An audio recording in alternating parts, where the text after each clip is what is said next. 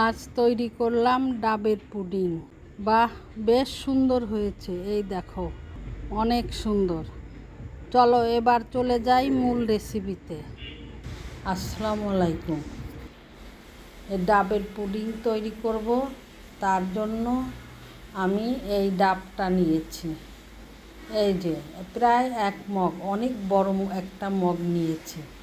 এই মগে প্রায় 1 মগ পানি হয়েছে। তার জন্য আমি দুধ জাল করে রেখেছিলাম। আধা লিটার দুধ আগেই জাল করে ঠান্ডা করে রেখেছি। তার ভিতর 2 টেবিল চামচ চিনি এবং চা চামচ দিয়ে 1.5 চা চামচের মতো আগার আগার পাউডার এর ভিতর আমি বারবার গুলিয়ে মিশিয়ে নিয়েছি, যেন চিনির দানাটা না থাকে আর আগার আগার পাউডারটা ভালো করে গুলে যায়। এই দুইটা আমি ভালো করে দুধের সঙ্গে মিশিয়ে নিয়ে তারপরে চুলাটা অন করেছি। এ পর্যন্ত আমার চুলাটা অফ করা ছিল। ভালো করে গুলিয়ে নিয়ে সাদা এলাচের দানা গুঁড়া দিয়ে দিলাম। তো এই চুলাটা অন করে দিলাম। এবার একটা বলক আসা পর্যন্ত আমি নাড়তে থাকবো। এটা নাড়া বন্ধ করা যাবে না, দিয়ে এইভাবে নাড়তে থাকবো।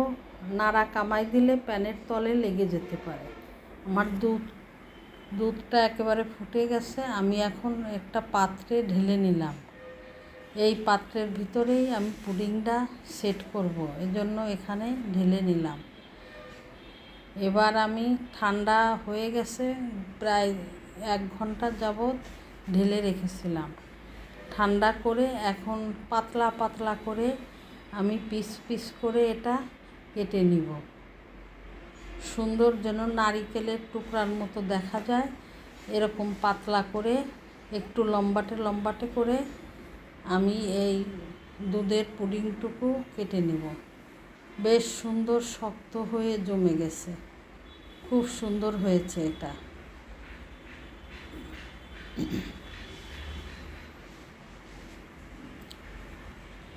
এই দেখো, প্রতিটা টুকরাই একরকমভাবে আমি করে নিয়েছি। বেশ সুন্দর হয়ে গেছে। এই যে এবার এটা এখানে রেখে আমি এবার ডাবের পানিটা জাল করে নিয়ে আসব।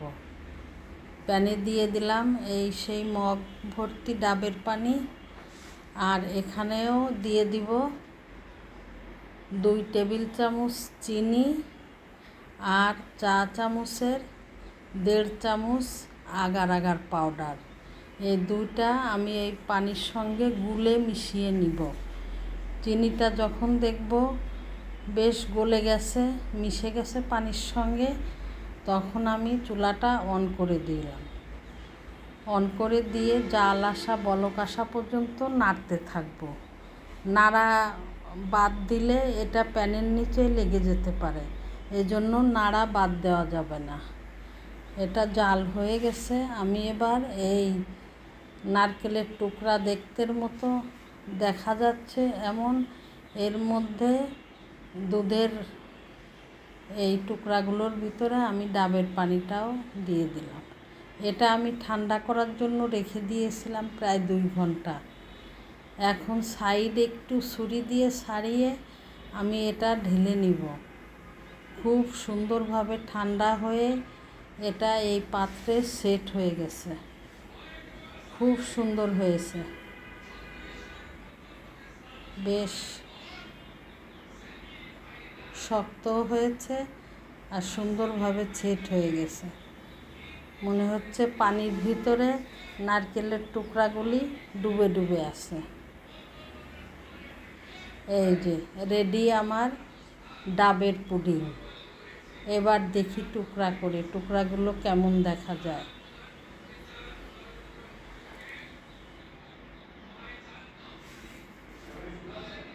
অনেক সুন্দর দেখা যাচ্ছে। এই দেখো,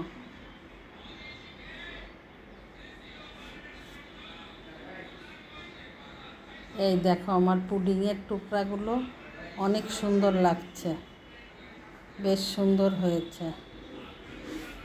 পোতাপত্নীগুলো ঈদ করতে এসেছিল, তারা আবার ঢাকায় ফিরে গেছে।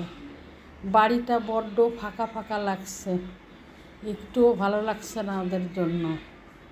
কিন্তু যেতে তো হবেই, ছুটি শেষ, বাবার অফিস শুরু হয়ে যাবে, ওদের 3 ভাই বোনের স্কুল শুরু হয়ে যাবে, না যেয়ে তো আর কি উপায়। আমার ভিডিওটি দেখার জন্য সবাইকে অনেক অনেক ধন্যবাদ। সবাই ভালো থাকবেন, সুস্থ থাকবে। সবাইকে আল্লাহ হাফেজ।